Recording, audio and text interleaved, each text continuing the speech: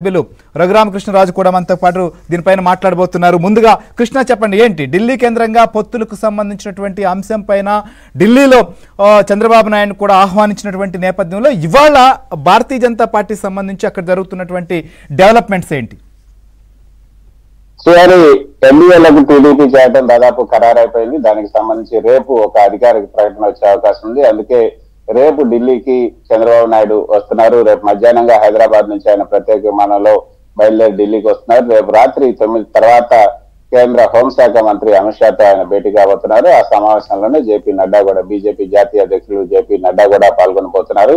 ఆ సమావేశం తర్వాత ఇక సీట్లకు సర్దుబాటుకు సంబంధించినటువంటి అంశం వాళ్ళ మధ్య ఒక చర్చ వచ్చే అవకాశం ఉన్నట్లుగా మనకు విశ్వసనీయ వర్గాల నుంచి అందుతున్నటువంటి సమాచారం. మొత్తం ఐదు పార్లమెంటు సీట్లు, అదేవిధంగా 7 నుంచి 9 అసెంబ్లీ స్థానాల వరకు కూడా ఇచ్చేందుకు సుముఖంగా ఉన్నట్టుగా తెలుస్తుంది. అయితే నిజానికి 3 సీట్లు ఇస్తామని కూడా టీడీపీ మొదటి నుంచి కూడా పట్టుబట్టింది. 3 సీట్లు అంటే గతంలో 4 సీట్లు తీసుకొని 2 సీట్లను గెలిచారు కాబట్టి ఇప్పుడు ఎక్కువ స్థానాల్లో మీరు పోటీ చేసినారు, దానివల్ల ప్రయోజనం లేదు, అక్కడ ఓట్ బ్యాంక్ కూడా లేదు. మీరు తక్కువ సీట్లు పోటీ చేయండి, తర్వాత కావాలంటే మళ్ళీ రాజ్యసభ స్థానాలు కూడా మీకు ఇవ్వడానికి మేము సిద్ధంగా ఉన్నామని చెప్పినట్టుగా తెలుస్తుంది.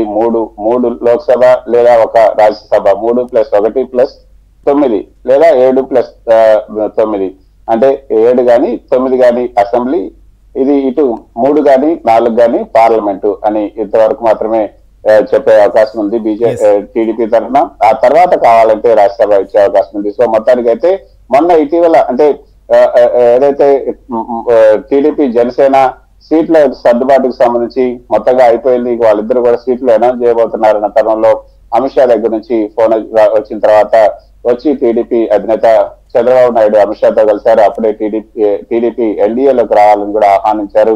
ఎన్డీఏ ఈసారి 400కు పైగా సీట్లు సంపాదిస్తుంది అంటూ పార్లమెంట్ లో మోదీ ప్రకటన చేసిన తర్వాత ఇక పాత మిత్రులను కూడా కలుపుకునే ప్రయత్నం చేశారు. అందులో భాగంగా టీడీపీని ఆహ్వానించారు. అప్పుడే ఆ టీడీపీ ఎన్డీఏలోకి రావడానికి కూడా సరే అని చెప్పడం